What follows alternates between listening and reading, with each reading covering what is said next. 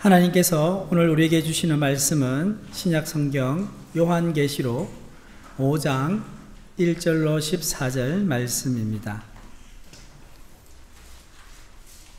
요한계시록 5장 1절로 14절의 말씀 교독하도록 하겠습니다.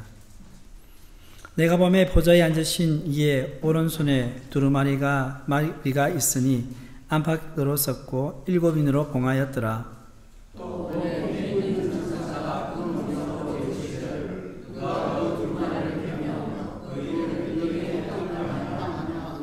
하늘 위에서나 땅 위에서나 땅 아래에 능히 그 두루마리를 펴거나 보거나 할 자가 없더라.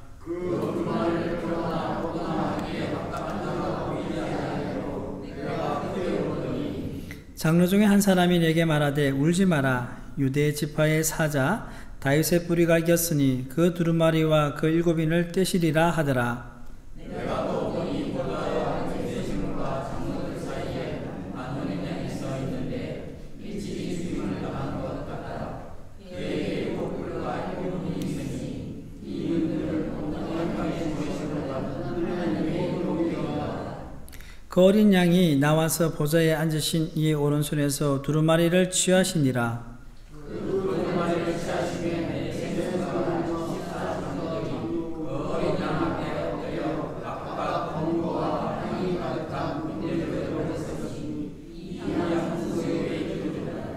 그들이 새노래를 불러 이르되 두루마리를 가지시고 그 인봉을 떼시기에 합당하시도다.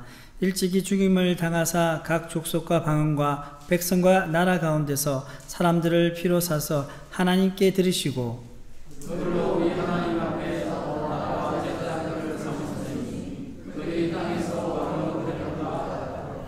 내가 또 보고 들으매 보좌와 생물들과 장로들을 둘러싼 많은 천사의 음성이 있으니 그 수가 만만이요 천천이라.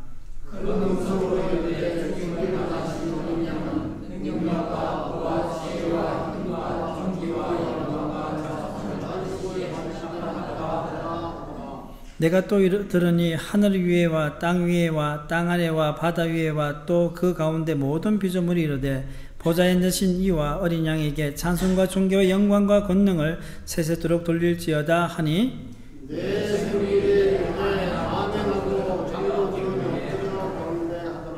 아멘. 할렐루야. 예, 6월의 첫날 주일입니다. 6월 한 달 동안 하나님의 크신 은혜와 사랑이 우리 성도들 가운데 있기를 축복합니다. 조선시대의 왕이 신하에게 내리는 공식 명령 문서가 있습니다. 예, 그게 뭔지 압니까? 예, 맞습니다. 교지입니다. 교지에는 뭐가 적혀 있을까요? 어명이죠. 왕의 명령이죠. 어명이 적혀 있습니다. 우리가 TV에서 사극을 볼 때 가끔씩 왕이 내린 교지를 읽는 장면이 나오는데 교지를 읽고 난 이후에 어떤 일이 발생합니까? 자, 어명을 받은 자가요, 잡혀가든지 아니면 그 자리에서 사약을 받고 죽든지 아니면 관직을 받아 궁굴로 들어가든지 뭐 이런 일들이 일어납니다. 이처럼 조선시대의 왕은요, 교지를 통해서 누군가에게 어떤 명령을 내리기도 하고 관직을 임명하기도 하며 사약을 내리거나 귀양을 보내기도 했습니다. 이는 왕이 나라를 통치할 때 사용할 수 있는 고유 권한이었습니다. 그래서 조선왕은 궁굴에서도 교지를 통해 전국 팔도를 통치할 수 있었습니다. 왜냐하면 그 교지에는 왕의 명령, 즉 어명이 기록되어 있기 때문입니다. 왕이 내린 교지를 가지고 가서 그것을 열어 읽으면 누구든지 어명에 복종해야 했습니다.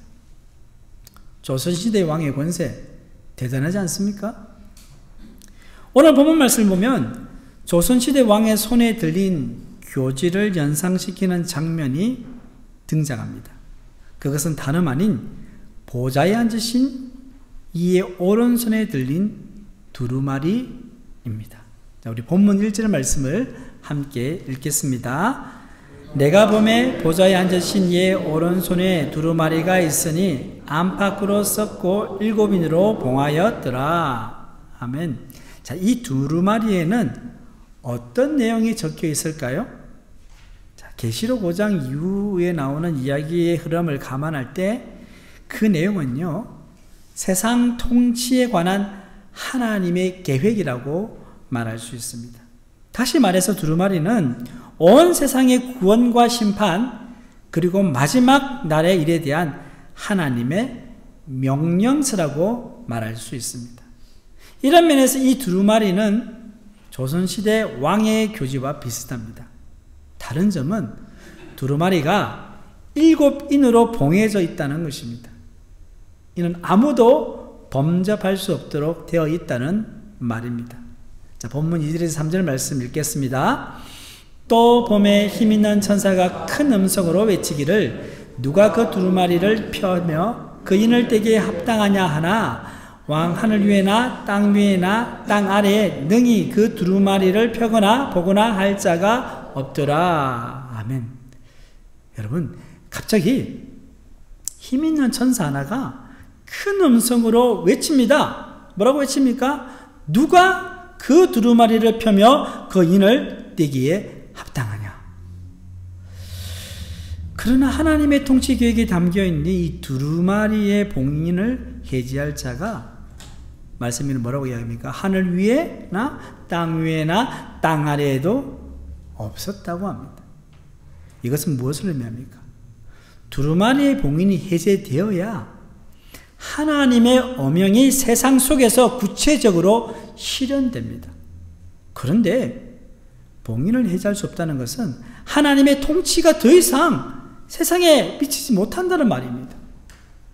이런 상황을 목도한 사도 요한은 어떻게 반응했습니까? 자, 본문 4절의 말씀을 함께 읽겠습니다.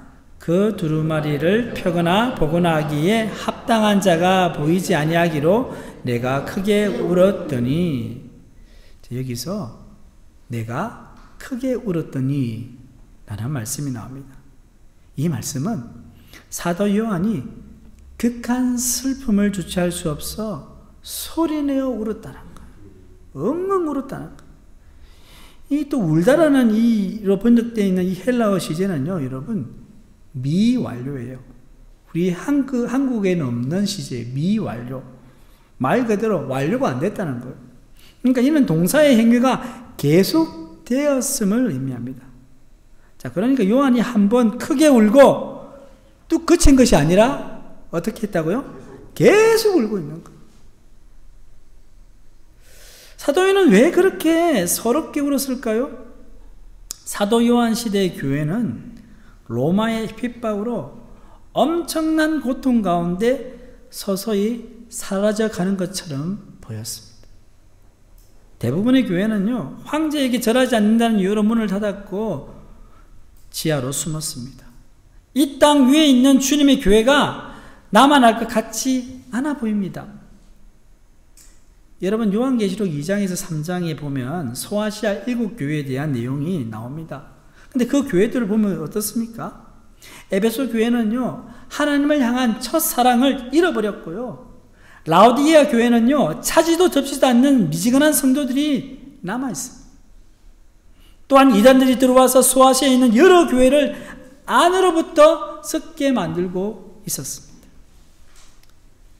사도 요한이 이런 상황들을 다 보니까요, 정말 절망스러운 거예요. 그러던 중에 이제 겨우 이 절망적인 상황을 뒤엎을 수 있는 엄청난 것을 찾았어요. 그게 뭡니까? 두루마리. 하나님의 오른손에 있는 두루마리입니다. 사도 요한은 이 두루마리만 펼 수 있다면 이 땅에서 성도가 겪는 고통의 문제가 해결되고 그들은 아픔과 상처에서 회복될 것인데, 또한 이 두루마리가 펼쳐지면 성도와 교회가 살아나고 이제껏 성도를 공격한 모든 적이 없어질 것인데 말입니다. 왜 그럴까요? 하나님의 구원과 심판이 이 땅에 가감없이 임하게 될 것이기 때문입니다. 하나님께서 일하시면 모든 것이 정상으로 회복되는 거죠. 그런데 지금 그 두루마리는 인으로 봉해졌고 그 인을 떼서 두루마리를 펴줄 리가 없습니다. 요한은 하늘을 봤고 땅을 봤고 심지어 땅속을 보았어요. 어쩌면 온 우주를 다 뒤졌을 거예요. 어디 계십니까? 그런데 이 두루마리를 펼 자를 찾지 못했습니다. 여러분, 길은 있는데 통하는 문이 없는 것 같습니다. 저길로 가면 되는데 딱 문이 막혀 있는 거예요. 사도 요한의 절망은 눈물로 바뀌었고 그 눈물은 통곡으로 바뀌었습니다.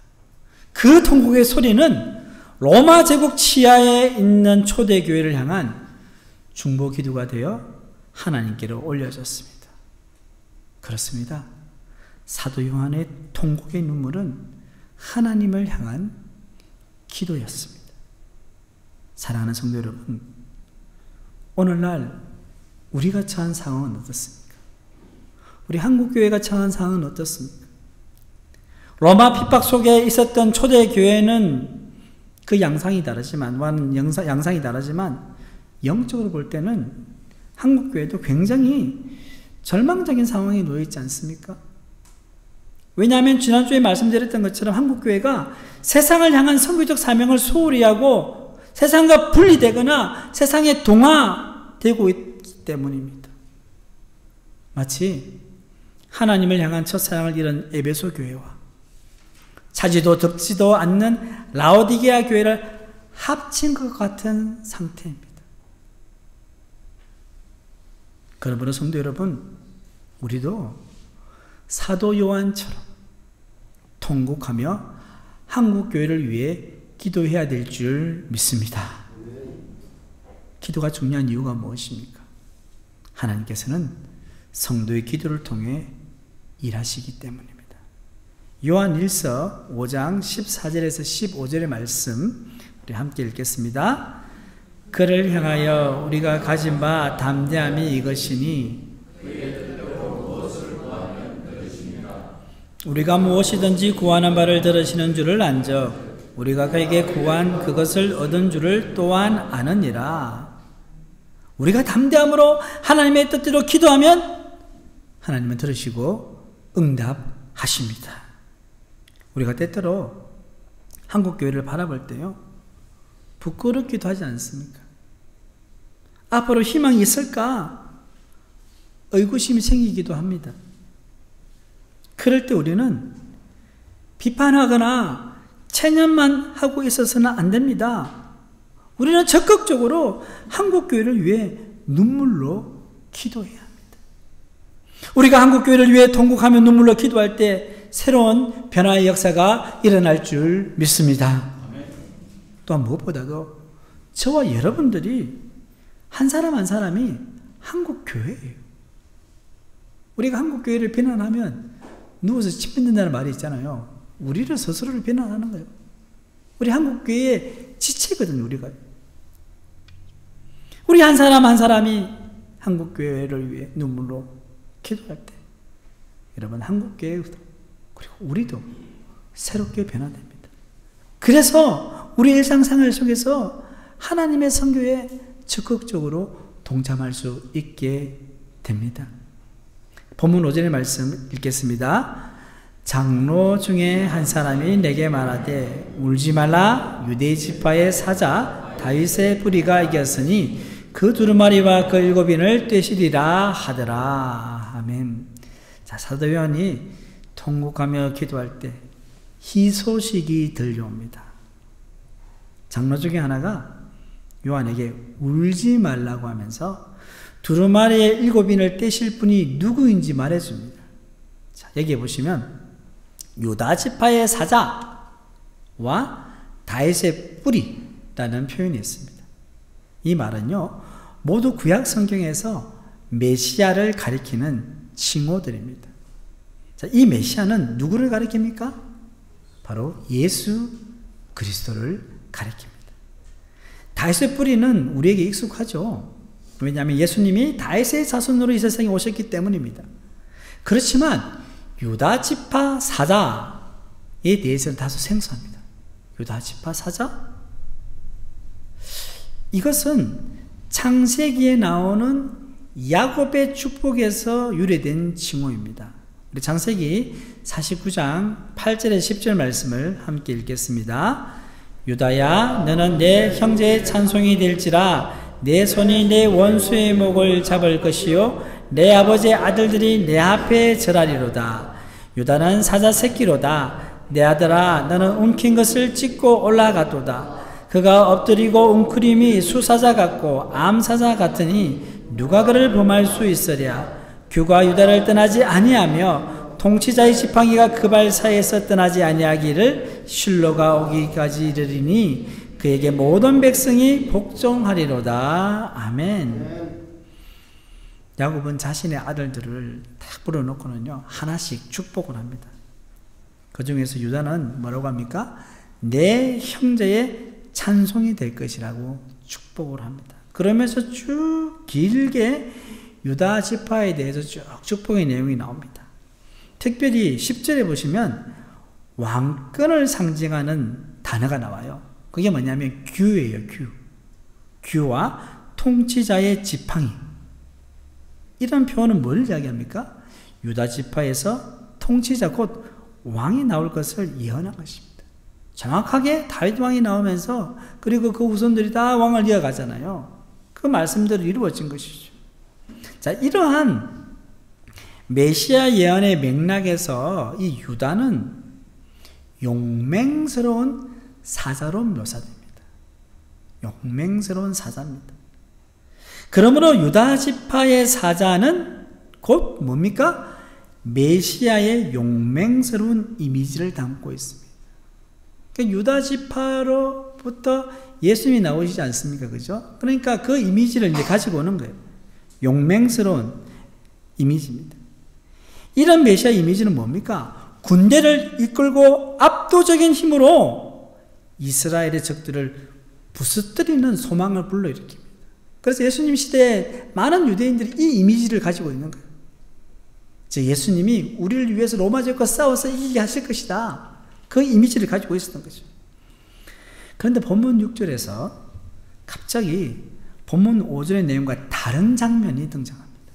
지금 사자 이야기를 하고 있는데 6장에는 뭐가 나오는지 볼까요? 본문 6절 말씀을 함께 읽겠습니다. 내가 보니 보좌와 내 생물과 장로들 사이에 한 어린 양이 서 있는데 일찍이 죽임을 당한 것 같더라. 그에게 7뿔과 7눈이 있으니 이 눈들은 온 땅에 보내심을 받은 하나님의 7 영이더라. 아멘. 자, 사도 요한은 그 기쁜 소식을 듣고 다시 눈을 들어 어디를 바라봅니까? 보좌를 바라보았습니다. 그런데 놀랍게도 거기서 그가 발견한 것은 사자가 아니라 뭡니까? 어린 양이었습니다. 그 어린 양은 게다가 일찍이 죽임을 당한 것 같다고 했습니다. 이는 용맹스러운 사자의 모습과 전혀 달랐습니다. 성도 여러분, 우리는 여기서 요한계시록이 의도하고 있는 바를 알아차려야 됩니다. 여러분, 요한계시록 오늘 본문도 그렇잖아요.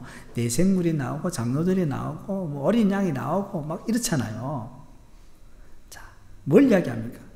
지금 요한이 귀로 듣는 것과 눈으로 보는 것과 사이에 큰 간격이 있어요. 이것은 이 두 가지 상반된 내용이 서로 새로운 해석을 만들어내는 거예요. 자, 여러분, 사자와 어린 양이 상극 아닙니까? 그죠? 사자가 어린 양 보면 어떻게 하겠죠? 잡아 먹으려고 하죠. 사자는 용맹스럽지만 양은 어떻습니까? 취약한 동물입니다. 게다가 요한이 보고 있는 양은요, 이미 전에 죽임을 당했던 것 같습니다. 그런데 여기서 중요한 것은 요한이 들은 것과 보는 것은 분명 같은 대상이라는 거예요. 요한이 들은 건 뭡니까? 사자이고 요한이 본 것은 어린 양이에요. 자, 그러니까 사자는 양이며 양은 또한 사자란 말이에요. 이 무슨 말입니까? 이 말은 다음과 같은 의미입니다. 사자는 양과 같이 죽임당함으로 이깁니다. 또한 양은 취약해 보이지만 사자처럼 반드시 이깁니다. 이런 걸 역설이라죠. 그죠? 이렇게 서로 어울리지 않는 것 같은 두 가지 이미지가 만나서 새로운 의미를 우리에게 주고 있습니다. 자, 성도 여러분, 정리를 하면요, 메시아는 분명 다윗과 같은 용맹한 사자입니다. 그리고 악의 세력을 물리치고 승리하는 존재입니다. 그러나 그는 군사적 무력을 통해서 그 일을 이루지 않으셨습니다. 오히려 하나님의 통치를 세상에 구현할 진정한 메시아는 어린 양으로 오셨습니다. 그분은 바로 죽음으로 죄와 사망의 권세를 이기셨습니다. 또한 고난당하심으로 악의 세력을 물리쳤습니다. 성도 여러분, 어떻게 이 일이 가능하겠습니까? 도무지 말이 안 되는 그림 같습니다. 그러나 이미 이것은요, 구약 성경에서부터 도처에 감추어 있던 중요한 그림입니다. 예를 들면 이런 거죠. 구약에 만나는 어린 양의 이미지가 어디에 있을까요? 출애굽기에 가면요, 12장에 유월절이 나옵니다. 애굽을 이제 출애굽하기 전에 마지막 재앙이 뭐였어요? 장자의 죽음이었죠. 그 장자의 죽음을 피할 수 있었던 길이 뭐냐면 유월절을 지키는 거였습니다. 집집마다 잡아 문설주에 바른 어린 양의 피가 백성을 죽음에서 건졌습니다. 또한 어떤 이야기가 있냐면 이사야서 53장, 여러분 잘 아실 것입니다. 53장에 보면 고난받는 종 이야기가 나옵니다. 고난받는 종 이야기를 하면서 마치 도수장으로 끌려간 어린 양과 같다고 했습니다. 그러나 이 양은 어떻습니까? 백성의 죄를 감당하고 치유와 평화를 가져다 주는 양이었습니다. 자, 본문 9절의 10절 말씀을 읽겠습니다. 그들이 새 노래를 불러 이르되 두루마리를 가지고 그 인봉을 떼기에 합당하시도다. 일찍이 죽임을 당하사 각 족속과 방언과 백성과 나라 가운데에서 사람들을 피로 사서 하나님께 드리시고 그들로 우리 하나님 앞에서 나라와 제사장들을 삼으셨으니 그들이 땅에서 왕노릇하리로다 하더라. 아멘. 자, 여기서 그들이 새 노래를 불렀다고 했습니다. 그들은 누굽니까? 하늘 보좌 주위에 있었던 아까 언급됐지만 네 생물과 24 장로들이었습니다. 자, 이들의 찬양 가사를 보면요, 우리는 일찍 죽임당한 어린 양이 하신 놀라운 일을 발견하게 됩니다. 조금 전에 읽었던 말씀을 보면 본문 9절 하반절에 보시면 각 족속과 방언과 백성과 나라 가운데서 사람들을 피로 사서 하나님께 드리시고라고 말씀합니다. 여기에 각 족속과 방언과 백성과 나라 가운데서라는 것은 뭘 이야기합니까? 어린 양을 통한 하나님의 선교가요, 혈통적 이스라엘에 국한되지 않고 그것을 넘어서 민족적, 인종적 한계를 넘어선 것을 말합니다. 어린 양 대신 예수님은 이스라엘 백성뿐만 아니라 악의 세력에 억눌려 있는 이 세상의 모든 사람들을 건지셨습니다. 그래서 저와 여러분들이 그 구원의 은혜를 누릴 수 있게 된 것입니다. 얼마나 감사한 일인지 모릅니다. 그리고 본문 9절 하반절과 10절에 보면 사람들을 피로 사서 하나님께 드리고 그들로 어떻게 했다고요? 우리 하나님 앞에서 나라와 제사장들을 삼으셨다고 말씀합니다. 이는 예수 그리스도의 대속적 죽음을 믿는 모든 사람을 하나님 나라와 제사장으로 삼으셨다는 말씀입니다. 사랑하는 성도 여러분, 저와 여러분은 예수 그리스도를 이와 같이 믿음으로 하나님의 나라와 제사장이 된 줄 믿습니다. 우리가 믿어 하나님의 나라와 제사장이 되었다는 것은 무엇을 의미합니까? 그것은 우리가 이 세상에서 제사장으로서 세상과 하나님을 연결시키는 역할을 해야 한다는 의미입니다. 제사장의 역할이 뭡니까? 하나님, 이스라엘 백성과 하나님을 중재하는 역할이잖아요. 바로 그 역할을 누가 한다고요? 우리가 하나님과 세상 사이를 연결시키는 역할을 한다는 뜻입니다. 다시 말해서 우리가 하나님의 사랑을 받았기에 그 사랑을 세상에 전하는 선교적 사명을 감당해야 한다는 말씀입니다. 그러므로 교회는 선교적 공동체가 되어야 합니다. 하나님의 두루마리는 어린 양 예수님만이 그 봉인을 해제할 수 있습니다. 이 말은요, 세상을 향한 하나님의 통치와 하나님의 선교의 열쇠는 오직 죽임당한 어린 양 예수님께만 있다는 것입니다. 이는 하나님의 선교는 대속의 피를 흘리신 예수 그리스도를 통해서만 이루어진다는 말씀입니다. 이것은 다시금 우리를 선교의 본질로 돌아가게 합니다. 선교의 본질이 뭐라고 했습니까? 바로 사랑입니다. 성도 여러분, 하나님의 선교는 중임당하신 어린 양을 닮았습니다. 자기를 내어주시는 희생적 사랑이 선교의 중심에 놓여 있습니다. 예수 그리스도의 십자가 죽음이 바로 하나님의 사랑입니다. 이처럼 요한계시록이 묘사하는 하나님의 선교는요, 사랑에서 비롯된 자기 희생이 있습니다. 성도 여러분, 하나님은 지금도 약한 자들과 소외된 자들, 어둠의 세력에 짓눌려 있는 자들을 사랑하십니다. 그리고 그들을 위해 자신을 내어주십니다. 진정한 힘과 권세, 보좌의 통치는 어린 양의 죽음을 통해 드러났습니다. 사자와 같이 힘을 써서 드러난 것이 아니라 어린 양의 죽음을 통해서 그 하나님의 사랑, 하나님의 통치가 드러났습니다. 사랑하는 포항 새물교회 성도 여러분, 하나님께서는 오늘 저와 여러분을 죽임당한 어린 양 예수님의 선교로 초대하십니다. 이는 예수님의 자기 희생적 사랑을 닮아가라는 하나님의 부르심이기도 합니다. 이 사랑은 우리 안에서 나오는 것이 아니라 하나님으로부터 나옵니다. 하나님과의 친밀한 교제를 통해 우리가 그분과 영적으로 연결되어 있을 때 그 사랑이 흘러나오는 것입니다. 서울의 양화진 여러분 아시죠? 그 양화진에는요, 외국인 선교사 묘원이 있습니다.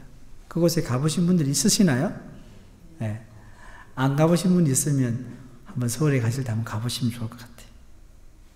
그곳에는요, 한국에 와서 복음을 전하다가 죽은 선교사들의 묘지가 있습니다. 선교사 묘원을 돌다 보면요, 3대가 묻혀있는 홀 선교사 가족 묘지를 발견하게 됩니다. 지금 보고 계시죠? 그죠? 이들 가족은요, 어떤 연유로 이국 땅에 묻히게 됐을 거예요. 3대가요. 그 시작은 윌리엄 제임스 홀 선교사로부터 시작됩니다. 윌리엄 제임스 홀은요, 캐나다 출신의 의사로 하나님의 부르심을 따라서 1891년 미국 강리교 선교사로 조선에 파송되었습니다. 그리고 로제타 셔우드 홀과 결혼하여 본격적으로 한국에서 의료 선교를 시작했습니다. 젊을 때 결혼해서 찍은 사진이에요. 그죠? 저런 분들이 한국에 오셨어요. 자, 윌리엄 홀 선교사님은요, 의료 선교를 통해서 복음을 전하며 특별히 평양에서 헌신적으로 사역을 했습니다. 그러다가 1894년 청일전쟁 중 병자들을 치료하다가 이질과 발진티푸스로 순교했습니다. 한국에 들어온 지 몇 년 지나지 않아서 죽었어요. 그는 생전에 이런 말을 했어요. 하나님이 한 사람의 희생을 통해 이 도시의 문을 여실 생각이라면 내가 그 희생자가 되기를 피하지 않겠나이다. 이렇게 고백하면서 평양 선교에 자신의 생명을 걸었습니다. 그 안에 로제타 셔우드 홀은요, 남편을 잃은 후에 여러분 둘째로 태어난 딸마저 잃게 됩니다. 그 상처와 그 상실과 슬픔 이루 말할 수 없이 컸을 것입니다. 그렇지만 그녀는 한국에서의 의료 선교를 멈추지 않았습니다. 그녀는 조선 최초의 여성병원인 보구여관에서 사역하며 조선 여성들과 어린이들을 위한 의료와 교육사에게 헌신했습니다. 그녀는 한 조선 소녀의 화상 흉터를 치료하기 위해서요, 자신의 피부를 이식해주는 놀라운 사랑을 실천했습니다. 그리고 맹인 여자아이 하나를 위해서, 여러분 그 당시에 여자아이 하나 사람 취급 받았겠어요? 그런데 맹인입니다. 맹인 여자아이 하나를 위해서 조선어 점자를 개발하였습니다. 그 계기로 한국 최초의 맹아학교를 설립했습니다. 맹인들과 농아인 학교를 설립한 것. 또한 한국 최초의 여자 의사인 김예서들을 양육하여 의학 교육을 지원했습니다. 이와 같은 홀 부부 선교사의 선교 정신은 아들 셰오드 홀에게 계승되었습니다. 사진 보십시오. 아들 그리고 며느리 닥터 메리안 홀. 이 셰오드 홀도 의사가 되어서는요, 의사인 메리안 홀과 결혼해서 한국에 와서는 부모님의 그 세대를 이어서 의료 선교를 이어갔습니다. 여러분, 그런 중에 한국에서 태어난 아들을 죽게 되는 아픔을 경험하게 됩니다. 그래서 3대가 여러분 그 묘지에 묻혀 있는 겁니다. 홀 가족은 이처럼 3대에 걸쳐서 한국 땅에 복음을 전하기 위해 자기 희생적 사랑을 실천했습니다. 그로 인해 한국 땅에 이렇게 많은 교회가 세워지고 이제는 세계 선교를 위해서 헌신하게 되었습니다. 사랑하는 성도 여러분, 한 사람이 예수님을 믿게 되는 것은 저절로 되는 것이 아닙니다. 누군가의 기도와 자기 희생적 사랑이 있었기에 가능합니다. 정말 전도하고 싶은 사람, VIP가 있으십니까? 그렇다면 그 사람을 위해 먼저 기도하십시오. 어떻게 기도하면 좋을까요? 하나님, 저에게 VIP를 향한 긍휼의 마음을 주옵소서. 기도하십시오. 그리고 더 나아가서는요, 그 VIP를 자기 희생적 사랑으로 사랑할 수 있도록 도와 주십시오. 기도하십시오. 이렇게 기도하고 여러분의 삶 속에서 자기 희생적 사랑을 실천해 보시기를 바랍니다. 자기 희생적 사랑은 여러분 하루아침에 할 수 있는 것이 아닙니다. 내 삶 속에서 그 VIP를 위해 작은 것부터 헌신하고 희생하고 섬겨주는 겁니다. 그런 것들이 쌓이고 쌓이게 되면 어느덧 예수님을 닮아가는 자신의 모습을 발견하게 될 것입니다. 이번 한 주 죽임당한 어린 양 되신 예수님의 자기 희생적 사랑을 묵상하시면서 그 사랑을 실천하며 사시는 우리 성도님들 다 되시기를 주님의 이름으로 축원합니다. 사랑의 하나님, 오늘 말씀을 통해 어린 양 예수님의 자기 희생적 사랑 이야기로 이야말로 하나님의 선교를 완성하는 힘임을 깨닫게 하시니 감사드립니다. 우리 역시 그 사랑을 닮아가기를 원합니다. 우리 안에 이기심과 편안함을 내려놓고 누군가를 위해 헌신할 수 있는 용기와 사랑을 더하여 주시옵소서. 특별히 한국교회가 다시 눈물로 기도하며 회개하고 세상을 향한 선교적 사명을 회복하게 하여 주시옵소서. 또한 우리 교회가 희생과 섬김으로 하나님의 선교를 이루는 도구가 되게 하여 주시옵소서. 이 모든 말씀 우리 주 예수님의 이름으로 기도드립니다. 아멘.